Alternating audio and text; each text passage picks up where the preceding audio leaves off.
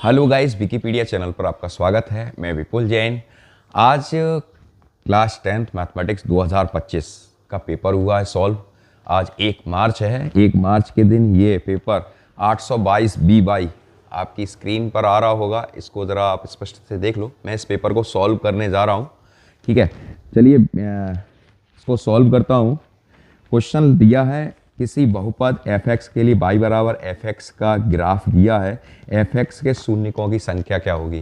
तो इसका जो आंसर आएगा, इसमें शून्यकों की संख्या 3 होगी, क्योंकि इसका जो डायग्राम तैयार हो रहा है वो डायग्राम इस तरीके से ड्रॉ हो रहा है। ठीक है, तो ये 3 जगह क्रॉस हो रहा है, तो इसका जो आंसर है वो इसका आंसर है 3। इसका बी का ऑप्शन 3 आएगा। ठीक है, क्लियर हो रहा है? बात समझ में आ रही है? आगे का क्वेश्चन है। दूसरा क्वेश्चन है 156 के अभाज्य गुणनखंड क्या होंगे? 156 के तो बहुत सिंपल है। 2 सत्ते 14, 2 अट्ठे 16, 2 तिया 6, 2 नम 18, 3 एकम 3, 3 तिया 9 और 13 एकम 13। इसके जो अभाज्य गुणनखंड होंगे, इन्होंने यहाँ लिखा हुआ है 2 पे घात 2, 3 पे घात 1 और 13। ये इसका आंसर आ रहा है। ठीक है, नेक्स्ट क्वेश्चन है क्वेश्चन नंबर 3। क्वेश्चन नंबर 3 में लिखा है 175 और 91 का HCF क्या होगा? 175 और 91 का HCF। ठीक है, इसका HCF पूछ रहा है, तो 91 का डिवाइड आप लगा दो किसमें? 175 में।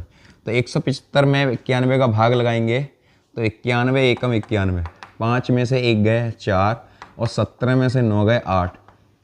91 का फिर से डिवाइड करेंगे, 84 एकम 84, 11 में से 4 गए 7।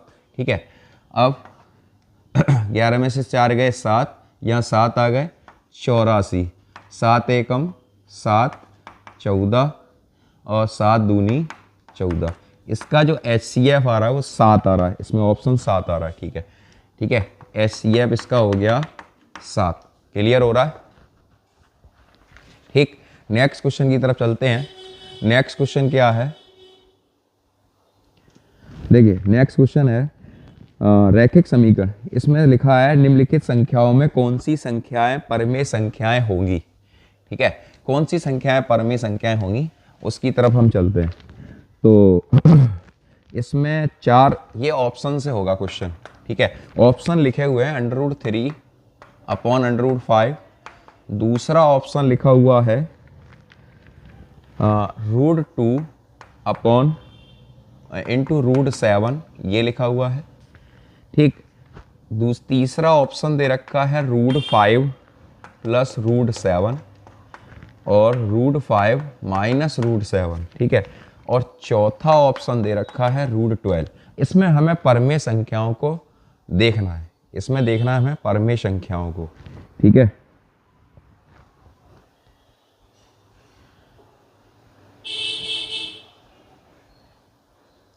इसमें हमें परमेय संख्याओं को देखना है।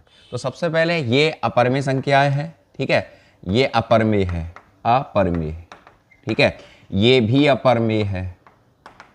ठीक, अब ये बन गया a plus B a minus B. तो a प्लस बी और a माइनस बी का फॉर्म क्या होता है? √5 का स्क्वायर माइनस √7 का स्क्वायर। ठीक, तो ये बन गया 5 और ये बन गया 7 माइनस 2। ये एक परमेय संख्या है और ये भी एक अपरमेय संख्या, तो इसका ऑप्शन ये वाला होगा -2। इसमें ये वाली जो संख्या है वो परमेय संख्या है। That is right answer. √5 plus √7, √5 minus √7, ये बन गया, ये परमेय संख्या है। ठीक है, नेक्स्ट क्वेश्चन है क्वेश्चन नंबर 5। क्वेश्चन नंबर 5 क्या कह रहा है? क्वेश्चन नंबर 5 लिखा है 2x plus 3y, 2x plus 3y equal to 5, 3x plus 2y equal to 8। देखिए, युग्म पूछ रहे हैं। ये मैंने अपनी वीडियो में भी बताया था कि युग्म का क्वेश्चन आता है। 2x plus 3y minus 5 equal to 0, 3x plus 2y minus 8 equal to 0। ठीक है, इसके क्वेश्चन को हमें देखना है। तो इसको हम करना कैसे है? देखो जरा, 2/3 ये बनेगा। ठीक है, 3/2 बनेगा और ये 5/8 बनेगा। यानी यहाँ पर जो फॉर्म बन के आ रही है वो फॉर्म बन के आ रही है A1/A2 is not equal B1/B2। तो ये समीकरण होता है अद्वितीय हल होते हैं, इसके प्रतिच्छेदी रेखाएं हैं और ये उसके युग्म संगत हैं। ठीक है, तो इसमें लिखा है युग्म का हल होगा, तो इसका युग्म का हल अद्वितीय हल होगा इसका, क्योंकि ये 2/3 और ये 3/2 है। तो इसका option A is the right answer आ रहा है, अद्वितीय हल होगा। यहां पर मैं नोट लिख दे रहा हूं, अद्वितीय हल। ठीक है, नेक्स्ट क्वेश्चन की तरफ चलते हैं। नेक्स्ट क्वेश्चन क्या है? नेक्स्ट क्वेश्चन में लिखा है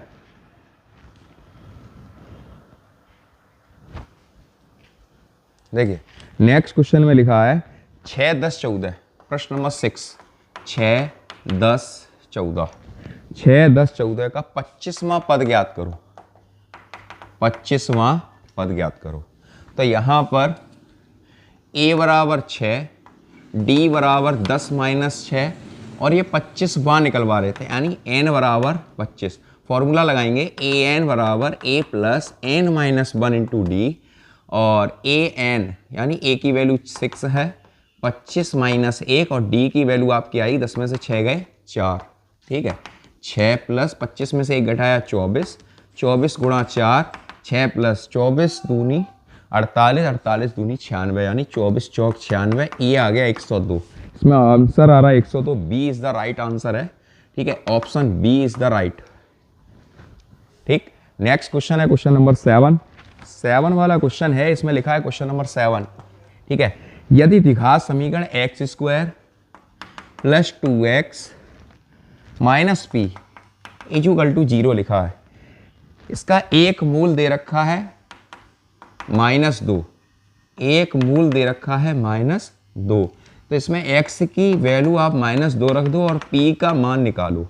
तो x की वैल्यू जब हम -2 रखेंगे तो क्या हो जाएगा, -2 का square plus 2 into -2 minus p equal to 0। ये 4 हो गया, ये 4 हो गया, ये 4 से 4 कैंसिल हो जाएगा और ये आ जाएगा p का मान 0 आ रहा है,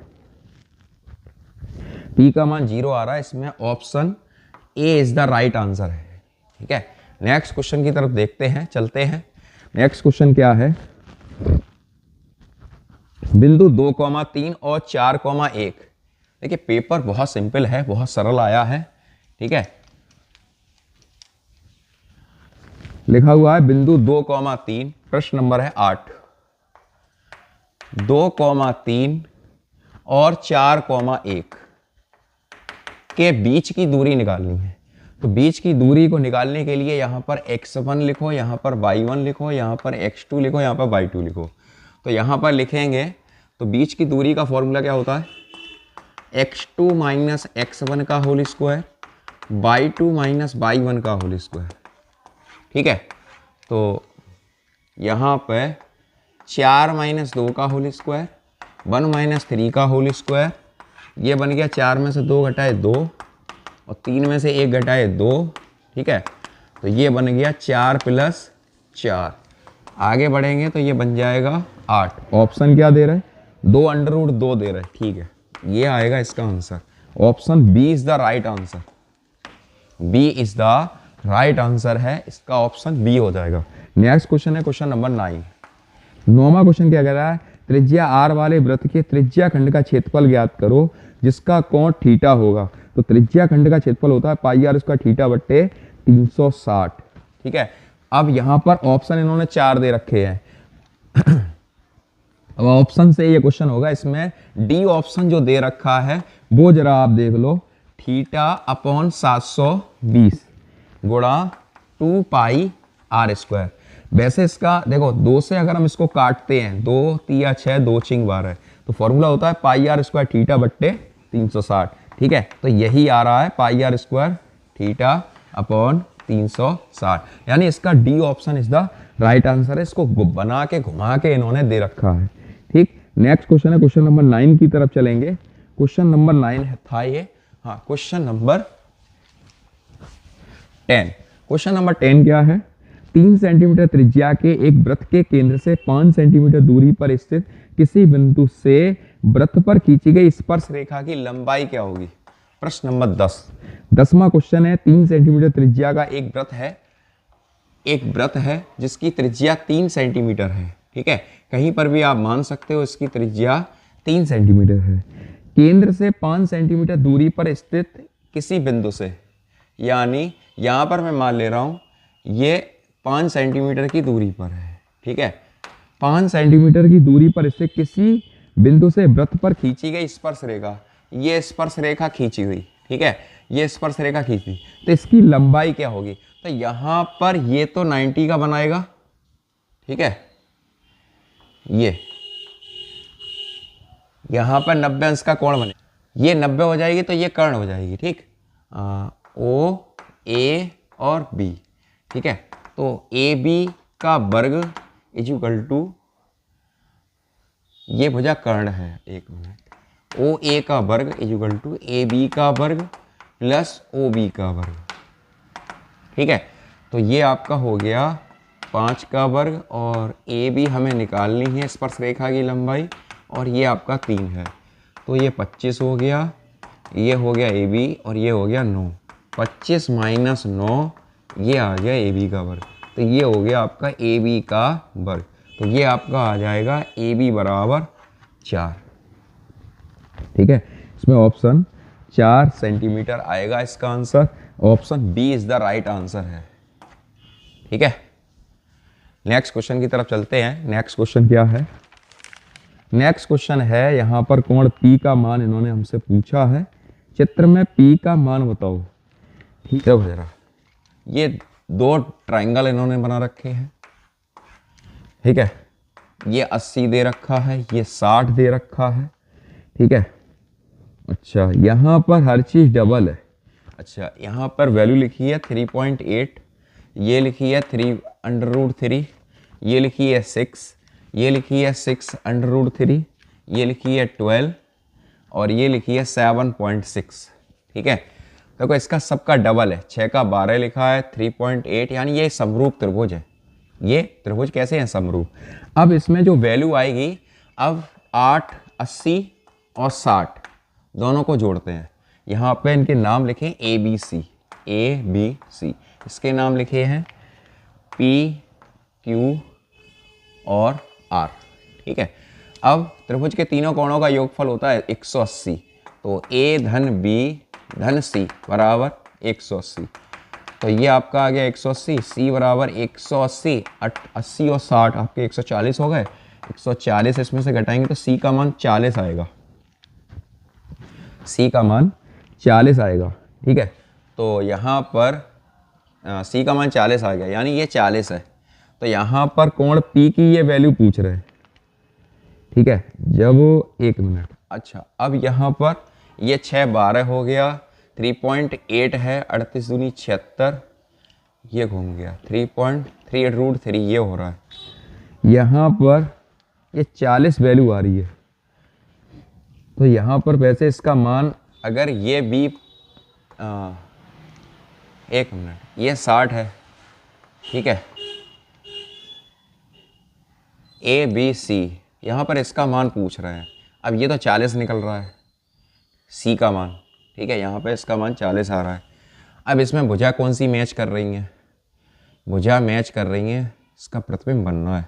3.8 ये 7.6 हो रहा है, ये इसका डबल हो गया। ठीक है, देखिए मेरे हिसाब से इसका 40 होना चाहिए।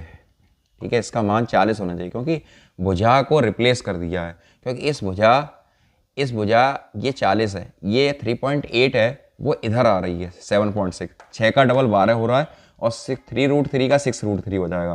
तो यहाँ पर वैसे वैल्यू 40 इसकी निकालते हैं। ठीक है, लेकिन अगर हम इसको देखें तो मेरे हिसाब से इसका आंसर 40 आना चाहिए, और अगर हम इसको देखते तो 60 आना चाहिए। ठीक है भाई, इसका मैच कर लेना, इसका आंसर क्या आ रहा है, 60 या 40 में से एक होगा, देखना आप। ठीक है, नेक्स्ट क्वेश्चन की तरफ चलता हूँ। क्वेश्चन नंबर है 12। क्वेश्चन नंबर 12, क्वेश्चन नंबर 12 में लिखा है निम्न बारंबारता बंटन का मध्यिका वर्ग ज्ञात करो। तो मध्यिका वर्ग निकालना है, तो मध्यिका वर्ग हमें निकालना है।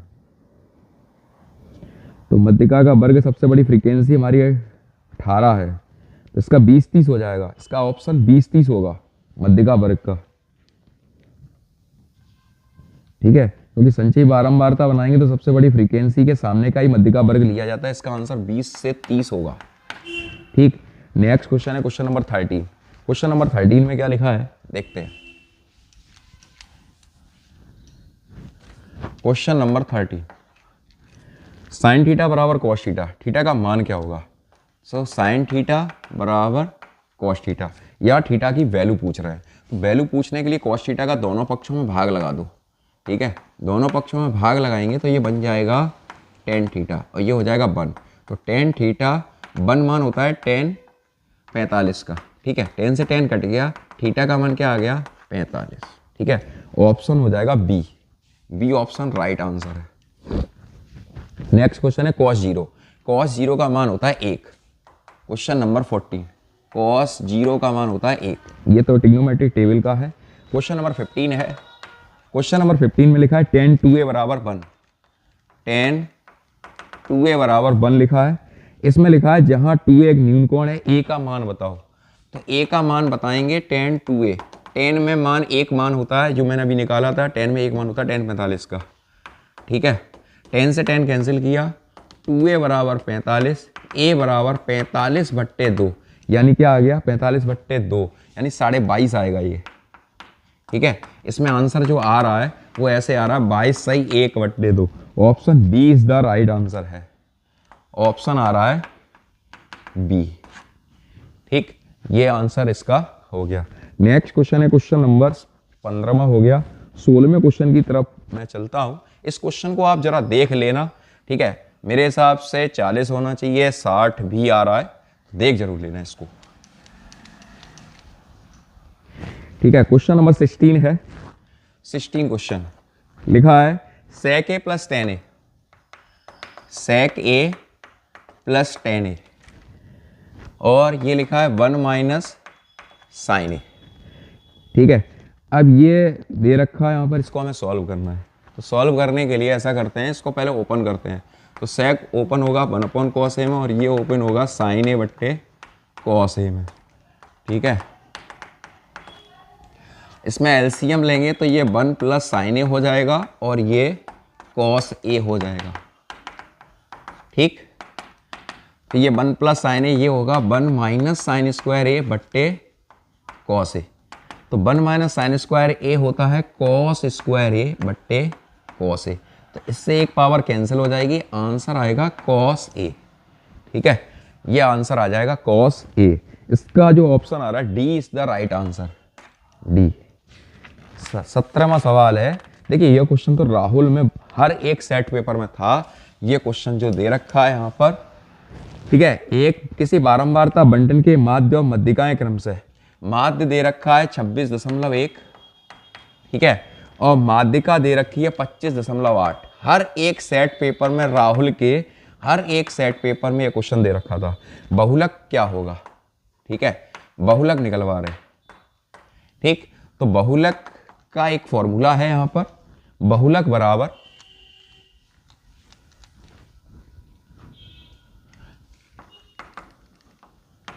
बहुलक 3 माध्यिका 3 माध्यक माइनस 2 माध्य। ठीक, 3 माध्यक कितना, माध्यिका कितनी 25.8, ठीक है, और माध्य है हमारा 26.1। इसको इरेज कर दें।